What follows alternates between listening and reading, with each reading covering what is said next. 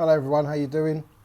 I've just completed the 6th podcast with a friend of mine called Chris Hughes. Chris has a very interesting story. He was in corporate for many years around finance and accounting and decided that he wanted to branch out and go and do his own thing, which he started a debt consultancy. And then just prior to COVID, he started to look at the cracks in the matrix and chose to design his life in a way that served him and made a difference to others. And he set up a homestead in Wales, mid Wales. I'm not going to pronounce where those places are, but I'm sure you'll see them in the video. I've just finished editing it and it's uploading to YouTube as we speak, and I thought I'd just say a few words, because what I kind of got from our conversation, and one of the things I was very keen, that these podcasts are vulnerable, authentic, show there's challenge and what it takes to overcome, and how we can become the captains of our own destiny.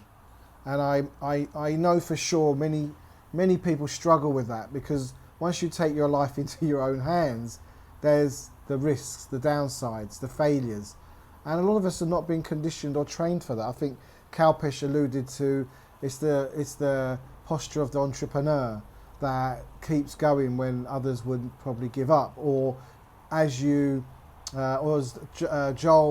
van der Molen said, he said things don't get in your way, they are part of the journey. And I think it's really important that we look at the challenges in our lives, whether they're personal, global, business, that we are more than enough to resolve and overcome them. And I think one of the things that came through in my conversation with Chris just now is the spirit of gratitude, is choosing life ongoingly and taking joy from it ongoingly, even when it's difficult and challenging.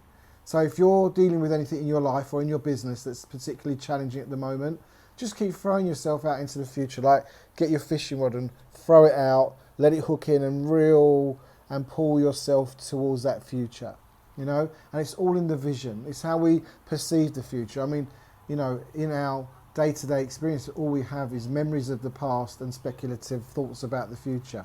And I think it's really important that we invent what our future could be and draw that experience into our reality. I hope you're enjoying these updates, these what I'm calling live updates as opposed to the podcasts.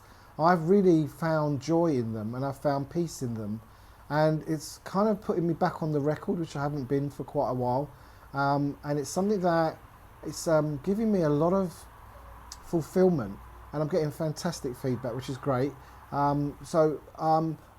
Just look at your world in a way that you are the author of your destiny, and just play with it and see what happens.